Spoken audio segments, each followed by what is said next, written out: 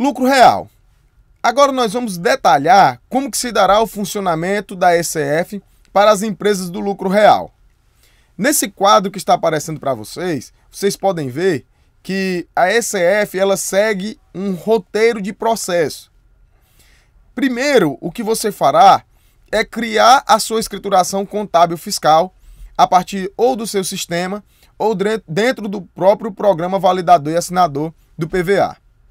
Ao criar essa escrituração, você preencherá os dados básicos da pessoa jurídica e logo em seguida você preencherá o tipo de tributação. Nesse nosso caso em específico, nós estamos trabalhando com a empresa do lucro real. Ao marcar que a sua tributação é com base no lucro real e terminar de preencher as informações iniciais da pessoa jurídica, o programa lhe perguntará se você deseja recuperar os saldos da ECD. Apesar do programa lhe fazer uma pergunta, deseja recuperar os saldos da ECD sim ou não, para todas as pessoas jurídicas que estiveram obrigadas ao envio do SPED contábil, a recuperação dos saldos da ECD na ECF é obrigatória. Depois de fazer a recuperação dos saldos da ECD, se você já tiver feito as informações do plano de contas referencial, o registro I051 lá no SPED contábil, o mapeamento com o plano de contas referencial já será feito automaticamente. No entanto, se você não fez a informação do plano de contas referencial lá no SPED contábil, pois o registro I051 era um registro facultativo, você poderia ou não fazer o referenciamento, você deverá fazer então agora esse referenciamento dentro da ECF. O seu sistema poderá gerar essa informação já com referenciamento. Na verdade, as informações de recuperação dos saldos da ECD, elas não são editáveis dentro do PVA, tá? Depois disso, a própria ECF totalizará os saldos das contas, tanto das contas contábeis como das contas referenciais. A partir daí, você poderá fazer o preenchimento do ELALUR e do ELAX, fazendo todas as adições e as exclusões que são permitidas através de tabelas que são previamente definidas, para que você possa compor todo o cálculo do imposto de renda e da contribuição social sobre o lucro líquido. Posteriormente, você deverá preencher as informações gerais, como os dados dos sócios, a forma de remuneração dos sócios, validar sua escrituração, fazer as assinaturas e, posteriormente, transmitir para o base de dados do SPED. Para as empresas do lucro real, o preenchimento e controle é feito por meio de validações da parte A e da parte B do ELALUR e do ELAX. Todos os saldos serão controlados e, no caso da parte B, haverá um batimento com os saldos do ano anterior. Um novo formato de apresentação das fichas de informações gerais e informações econômicas também é possível de ser visto dentro dos blocos Y da ECF. Pessoal, o que é que acontece? A ECF ela não prevê apenas a recuperação dos saldos da ECD. Ela também prevê a recuperação dos saldos da ECF anterior, a partir do ano calendário de 2015. Ou seja, em 2016, quando nós estivermos fazendo a ECF, do ano calendário de 2015, nós, além de recuperarmos os saldos do SPED contábil, nós também vamos recuperar os saldos da ECF do ano anterior. Dessa primeira ECF que nós estamos enviando agora em 2015, com relação ao ano calendário de 2014. Vamos fazer agora um detalhamento dos blocos, apenas para o seu conhecimento, de como que se darão a divisão dos blocos dentro da ECF. Mais à frente, no próximo módulo, nós vamos trabalhar os principais registros e campos de cada um desses blocos. Como vocês podem ver na tela, nós temos 14 blocos na escrituração contábil fiscal. Ou seja, bem mais detalhado, bem mais analítico do que a escrituração contábil digital, do que o SPED contábil. Enquanto o SPED contábil tem 4 blocos, na SF nós teremos 14 blocos. O bloco 0 é o bloco de abertura e identificação da pessoa jurídica. Nesse bloco você vai detalhar quem é a pessoa jurídica titular daquela escrituração. O bloco C é o bloco de informações recuperadas da ECD. Tanto o bloco C como o bloco E, informações recuperadas da SF anterior, eles não são editáveis dentro do PVA. Eles devem obrigatoriamente ser recuperados. Lembrando que quando você vai fazer a recuperação dos saldos da ECD, dentro do PVA ele apresenta para você um aviso. Ele diz o seguinte: evite transtornos e importe apenas ECDs que já existem no banco de dados do SPED. Ou seja, você não vai gerar uma ECD diferente daquela que você já transmitiu para importar para dentro da ECF. Você deve recuperar a mesma ECD, o mesmo SPED contábil que você já transmitiu para o SPED. Nós teremos também o bloco J, que é o bloco de plano de contas e mapeamento.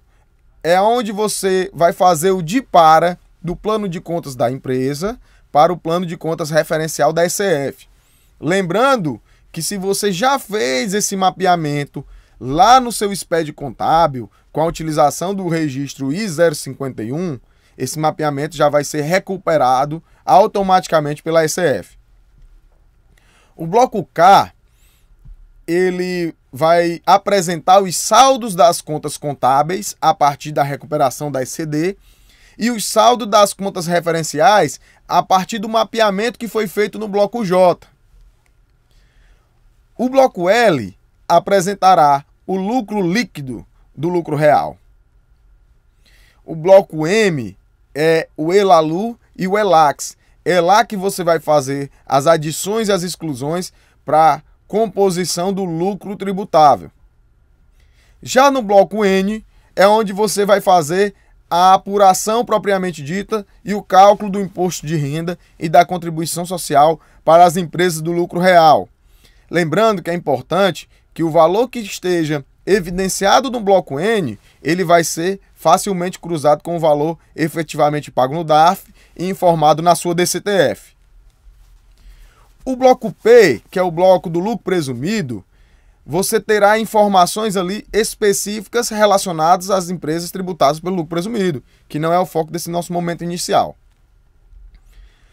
O bloco T é o bloco do imposto de renda, o cálculo do imposto de renda e o cálculo da contribuição social para as empresas tributadas pelo lucro arbitrado. O bloco U apresentará as informações das entidades imunes e isentas. Já o bloco X trará as informações econômicas e o bloco Y as informações gerais. O bloco 9 apenas encerra o arquivo digital. São 9 tipos de planos de contas referenciais que você encontrará para a ECF. Estão aí apresentados na tela para vocês os 9 modelos de plano de contas. Nós temos um modelo para o lucro real, para as pessoas jurídicas em gerais, que é encontrado nos registros L100A para as contas patrimoniais e L300A para as contas de resultado. Nós temos também um plano de contas para as empresas do lucro reais lucro real financeiras, encontrado lá no L100B e no L300B. Nós temos também um plano de contas para as empresas do lucro real, seguradoras ou entidades de previdência, que você pode encontrar lá no L100C e L300C. Se você é uma entidade, uma pessoa jurídica do lucro presumido, você utilizará o plano de contas que está evidenciado lá no P100 e no P150. O P100 trará as contas patrimoniais e o P150 as contas de resultado. Os demais tipos de plano de contas são para as empresas imunes isentas, se são em situação geral, associação de poupança e empréstimo, entidades de previdência complementar, partidos políticos.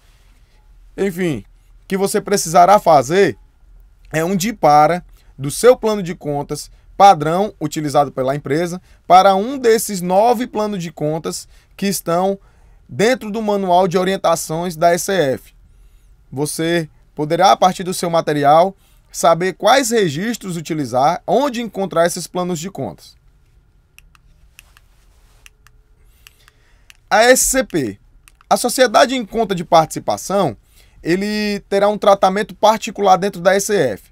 No caso de PJ participante de SCP, a SCF deve ser transmitida pela sócia ostensiva e individualmente para cada SCP.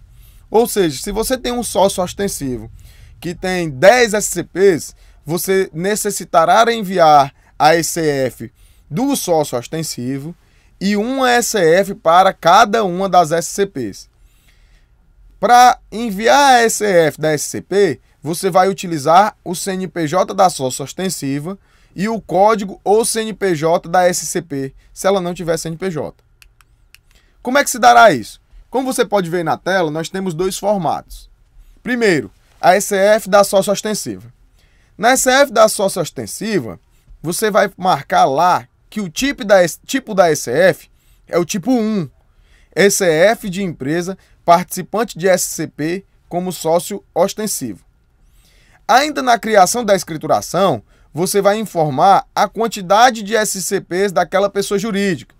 Se você disser que são 10 SCPs, você necessitará preencher lá no registro 00035 a identificação dessas 10 SCPs.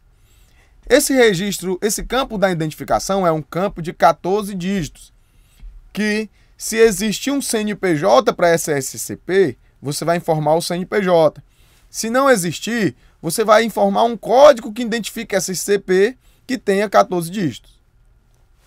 No momento de enviar a SCF da SCP, você vai informar na criação da SCF um tipo de SCF 2, SCF de SCP. E você deve informar a identificação da SCP conforme o registro 0035 da sócia ostensiva.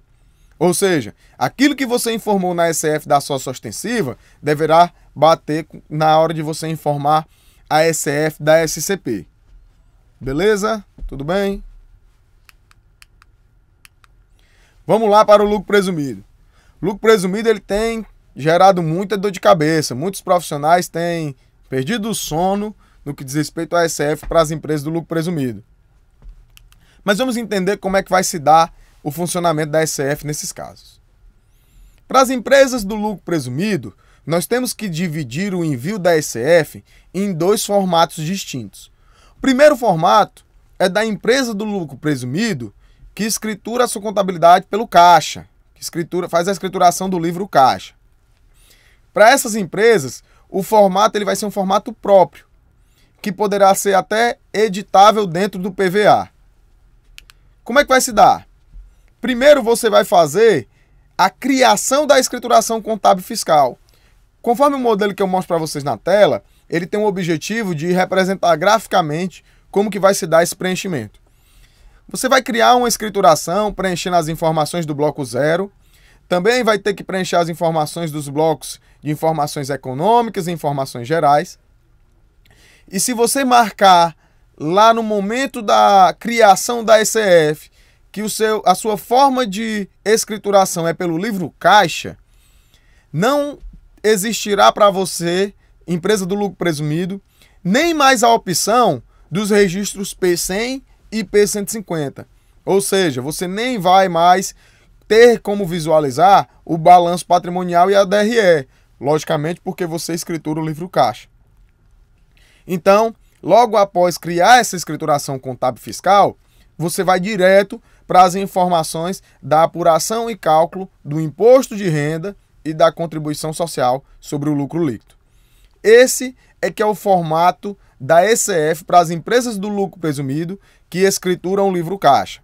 Ela vai criar a escrituração da SCF, pode fazer isso até dentro do próprio PVA da SCF, vai preencher os dados gerais da pessoa jurídica, vai preencher as informações gerais e informações econômicas e depois ele parte para as informações da apuração e cálculo do imposto de renda da contribuição social. Você não necessitará apresentar a movimentação e a escrituração desse livro caixa de maneira detalhada.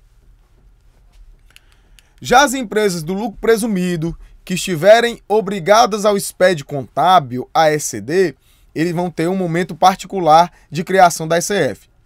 Ele necessitará criar a ECF, assim como as empresas do lucro real, vai criar a escrituração, preenchendo as informações gerais da pessoa jurídica, terá que preencher as informações econômicas, as informações gerais. Logo depois de criar essa escrituração e preencher lá que a sua forma de tributação é lucro presumido e que seu tipo de escrituração é contábil, o sistema lhe perguntará: deseja recuperar os saldos da ECD? Você vai marcar que deseja recuperar os saldos da ECD, pois você estava obrigado ao SPED contábil e a recuperação desses saldos para quem estava obrigado ao SPED contábil é obrigatória na ECF. Então você vai recuperar os saldos da ECD. Ao recuperar os saldos da ECD, vão vir juntos desses saldos os lançamentos contábeis, as demonstrações financeiras. Independente se da ECD você enviou grupos de demonstrações trimestrais, a ECF ela vai segregar sua demonstração, suas informações contábeis por trimestres. É bem bacana o que a ECF faz. Ou seja, eu enviei meu SPED contábil anual, não fiz segregação lá por trimestres. No entanto, na hora que você importar o seu SPED contábil, recuperar os saldos da ECD para dentro da ECF, a ECF automaticamente vai segregar as suas informações contábeis em resultados trimestrais. Muito bacana. Depois disso ser feito, depois dessa recuperação dos saldos da ECD ser feito, você vai preencher as informações a respeito da apuração e cálculo do imposto de renda e da contribuição social. Ou seja, são dois formatos distintos de apresentação pelas empresas do lucro presumido. O que vai determinar vai ser o seu tipo de escrituração. Se você escritura o livro caixa, você não vai ter que recuperar saldos da ECD. Se você estava obrigado a ECD, significa que o seu tipo de escrituração é contábil e você vai ter que obrigatoriamente recuperar os saldos da ECD para a ECF antes de fazer a apuração do imposto de renda e da contribuição social. Nesse caso, você já vai visualizar nos registros P100 e P150 as suas demonstrações, balanço e DRE.